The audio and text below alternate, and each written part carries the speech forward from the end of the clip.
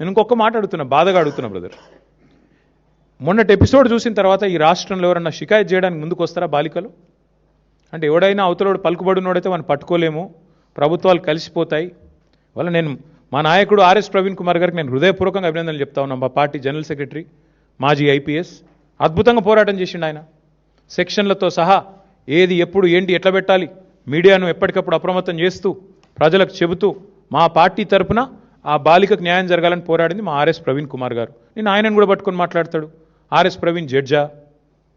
RS Praveen judge కాదు, కానీ భవిష్యత్తులో తప్పకుండా నీకు పాఠాలు చెప్పే రోజు వస్తుంది. అది కూడా చెప్తున్నా నేను, వస్తుంది. ఆ రోజు కూడా వస్తుంది, ఎక్కువ రోజులు ఏం లేదు. ఎందుకంటే నాకు ఆశ్చర్యంగా ఉంది వాళ్ళ రాష్ట్రంలో పరిస్థితి చూస్తుంటే. రేవంత్ రెడ్డి గారు అంటే కూర్చొని పోలీసు ఉన్నతాధికారులతో సమావేశం పెట్టి దొంగలను ఎట్లా పట్టుకోవాలో చెప్తున్నాడట. నిన్ను పట్టుకున్నది వాళ్ళేనాయనా, మర్చిపోకు.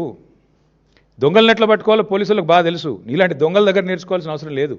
నిన్ను పట్టుకున్నది వల వేసి ఉచ్చుబన్ని అందరు అక్కడ కూర్చున్న వాళ్ళు నవ్వుకుంటా ఉండింటారు కామెడీగా, వీడు చెప్తున్నాడు ఏంద్రా మాకు అని. దొరికినోడు వీడు కూడా చెప్పేటోడు అయిపోయిందా అని. కాబట్టి ఈ ఎటకారాలు డ్రామాలు ఆపేసి ధాన్యం కొనుగోలు మీద దృష్టి పెట్టు.